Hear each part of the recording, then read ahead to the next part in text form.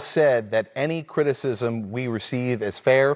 The floodgates are going to be wide open. Draymond Green, for punching Jordan Poole, his teammate, knocking him to the ground, is not receiving any suspension. Steve Kerr said Draymond is expected to be back at practice on Thursday.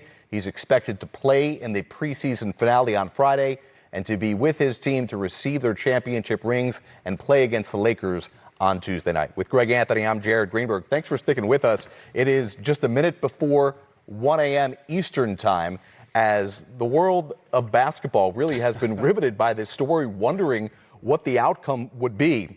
Steve Kerr said when the team got back from Japan, all hell broke loose. Obviously with the fight and then with the leak of the video, which is really so unique about this entire process. Steve Kerr called this the biggest crisis this team has faced since he has been the head coach. With that said, the biggest crisis he has faced will receive no repercussion in terms of games missed for Draymond Green. I got to be honest, I was shocked by that. And I do understand what Steve is saying, and I will say this. One, he's been through this experience a significant amount of times, and typically you don't see suspensions for altercations in fights, in practice. But you also typically don't see the video evidence of that fight. Right. And so I think that is what, for those who feel like this is maybe a little lenient, they're going to lean on.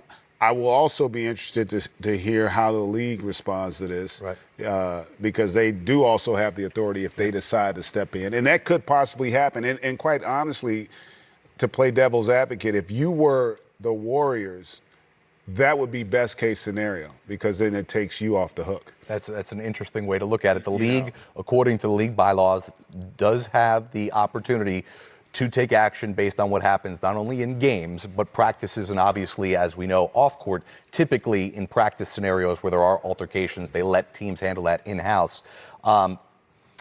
He will be fined, but by my understanding of how the bylaws are written, the maximum amount of fine, maximum amount of money the Warriors can fine a player for conduct detrimental to the team is $50,000.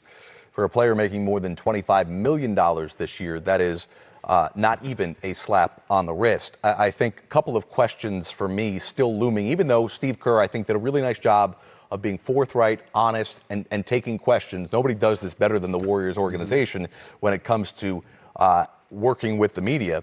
But a couple of things. Number one is, are they more upset about the incident or about the fact that it leaked out, that the tape got out? And then number two is that Steve Kerr, again, called it the biggest crisis, and also said it was worse than the incident that he had in that Memphis game with Kevin Durant, which resulted in a one-game suspension for Draymond. So that resulted where there were no punches thrown, but that altercation with Kevin Durant resulted in a one-game suspension. Steve Kerr admitted it was a worse incident with Jordan Poole, but yet no suspension.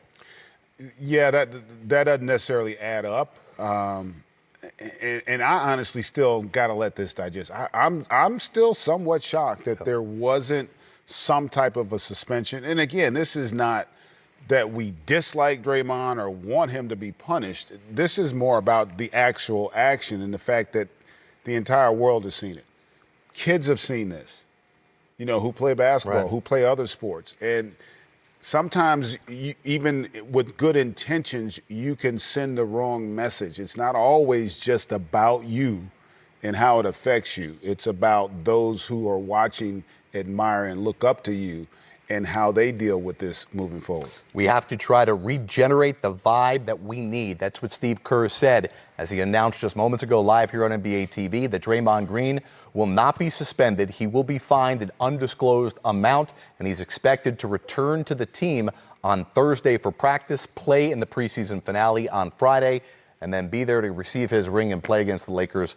Kerr is now, and we are standing by for what is maybe the most anticipated preseason post-game press conference in the history of the NBA. He is Greg Anthony. I am Jared Greenberg. The Warriors, minus their stars, no Steph, no Clay, no Jordan Poole, obviously no Draymond. They just routed the Blazers, who pretty much played everybody minus Damian Lillard.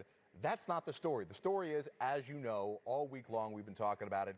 Draymond Green punches Jordan Poole in practice. The video leaks. Draymond has said that he will step away for the Warriors for an unknown period of time. And as you just heard moments ago, Steve Kerr said that he will address the situation post-game. From what I am hearing, that we will find out at some point in the next few minutes when Draymond Green is expected to rejoin the Golden State Warriors.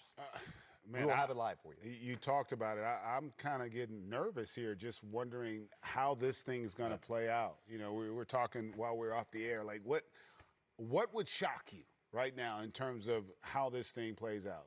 And you said, the first thing you said was? That I would be stunned if we don't see some sort of suspension. Right. And then yeah, that would be. And then the other one would be potential, which I don't think there's a scenario.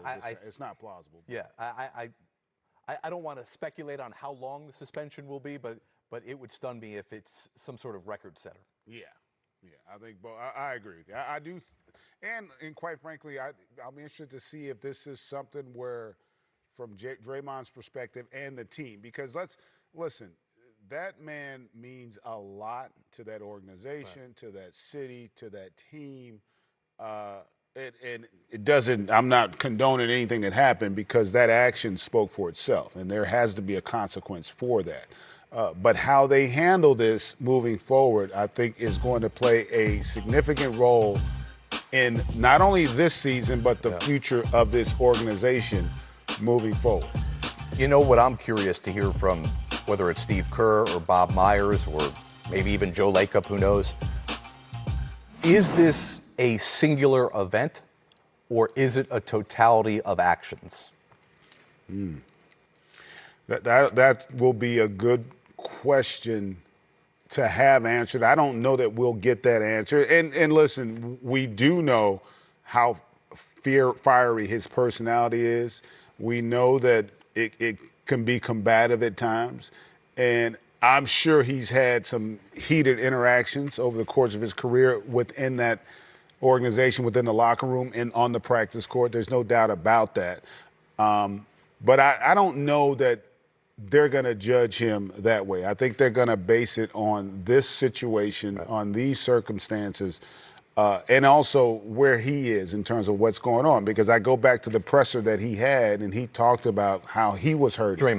Draymond. Right. He was hurting, and then he lashed out and ended up hurting someone else. And so I do think, though, that there has to be a consequence, and I think it's got to be significant also, just because of all the parties involved. Yeah, that's the thing for me, is that we keep on hearing from people that these type of things happen all the time. And whether they do or not, we can argue whatever. But that doesn't mean that it should be acceptable, right? And it shouldn't certainly be acceptable. It shouldn't happen ever.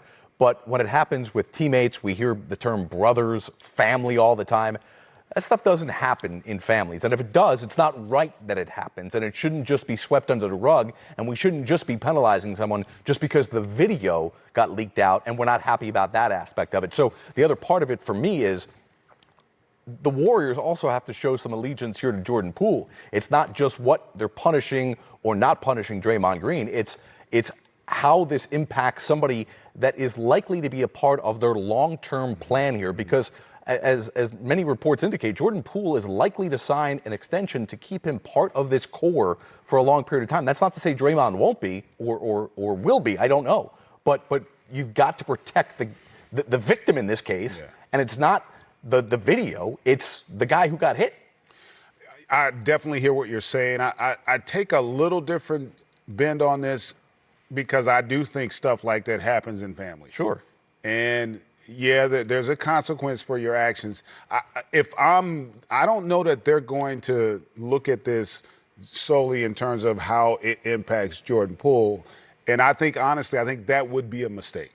I think the message is that you want to send is that, listen, regardless of circumstance, that's something that is just unacceptable.